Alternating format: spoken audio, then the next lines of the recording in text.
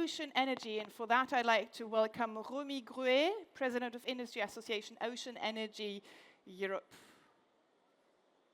Oh, he's there. Sorry. Someone walked out. You need a microphone. Good morning. Other side. Good morning. Good morning, everybody. Thank you very much for having us. Thank you for coming. So your organization is monitoring the market. Tell us, where do things stand right now when it comes to tidal and wave energy? Yes, so our organization, for those of us who don't know us, is very similar to what the Syndicat des énergies renouvelables does in France, except we cover wave, tidal, salinity gradient, and OTEC. But where the industry stands today is that wave and tidals are clearly the two technologies that are making a lot of progress. And we've just published, in fact, our stats and trends, which, if you want more information about the sector, is on the stand next to the entrance. And so, yeah, we have figures about what's been in the water, so about 45 megawatts together. So we're very small. We're not counting in gigawatts yet, like the wind or the solar guys, but the industry is basically at a crucial point where it's moving out of research and development and pure innovation and technology development into really industrialization and commercialization. And what these figures hide is the pipeline that we have for the next 5 years. Do you think this could be a watershed, that now it's really going big? Yeah, that's really what we see happening, or what we see coming up in the next 5 years.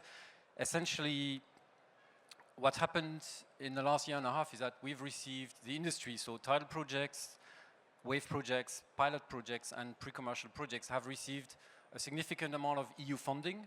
So we've had twice 20 million for tidal from Horizon Europe, twice 20 million for wave as well. We have 65 million coming from the Innovation Fund across 2 projects, one pure wave, one combined wave and floating wind. And on top of that, at national level, in France, we have HydroQuest and Chaos project here in the Rat-Blanchard in Normandy that is being funded as well. We have a number of other projects being developed across the board. And in the UK has probably been the most bullish in terms of support for the sector. They've put a third round, so it's a third consecutive year where they have an earmarked pot just for tidal of a number of millions, so 10 and 30 last year, and 10 again this year, just for tidal auctions. So, and what it enables us to do is to essentially start funding the next wave of pilot projects. Because we've seen in 2015, 2016, the first pilots going into the water, and by now we're starting to finance pre-commercial projects. So this pipeline that we're seeing, 137 megawatts, is already partially funded. It's not the entire pipeline because there are a lot more projects. Proteus in Normandy as well, Seanergy, Techno I just met, and Groupe Legendre are developing wave in France. There is much more out there, but these megawatts are already partially funded, which makes it a lot easier to attract private investment. It sounds like that might be good times ahead, but what's in the way of that? What are the challenges on the way? So essentially the main challenge is to keep the momentum going on the public funding aspect of things. And to illustrate that, I want to say 2 things. So we've seen, on the back of this public money, we've seen a lot of private investment knocking on the door.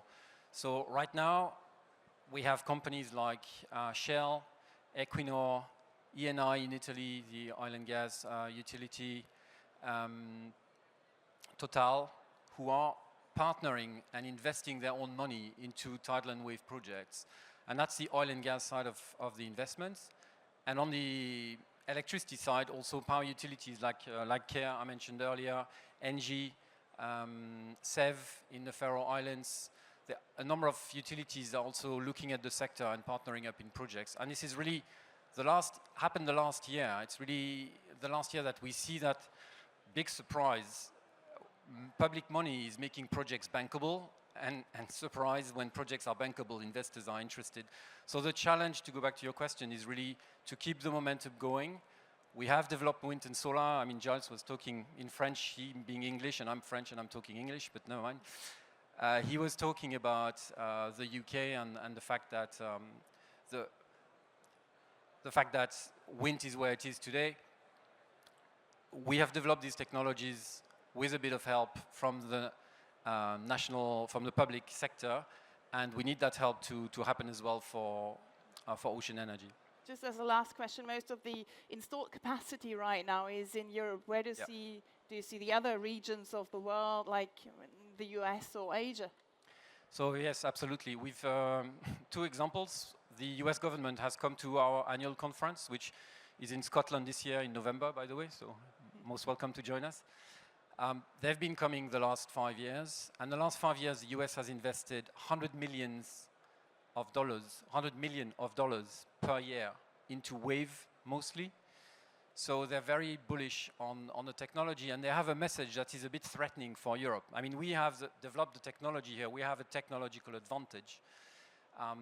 Nobody else in the world has machines that are as advanced as ours. But when you put 100 million on the table and you tell everybody around the world that you can come and install in my country, I will give you my money if you do that. This is not something that Europe does. Europe gives money to Europeans to build in Europe. The US gives money to anybody to install anywhere.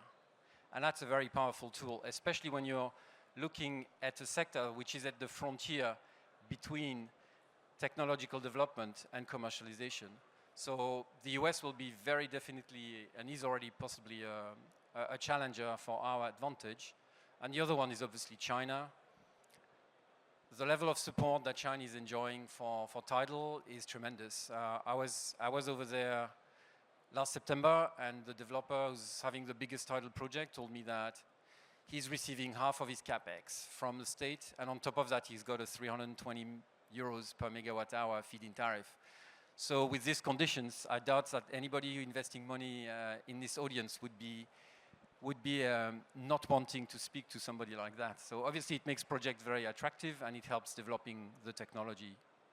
So Europe will need to do that. I think we have very strong support at investment aid level from the European level. We need to keep the support at national level. We need to have confirmations of all the promises that governments have made in the past to ensure that we have revenue support, so that we have bankable projects, because ultimately this is where we want to go, is bankable projects, volumes, megawatts in the water, and cost reductions. Right, so lots of markets to watch. Thank you very much, Rémi Gruet from Ocean Energy Europe. Thank you for listening. Thank you very much.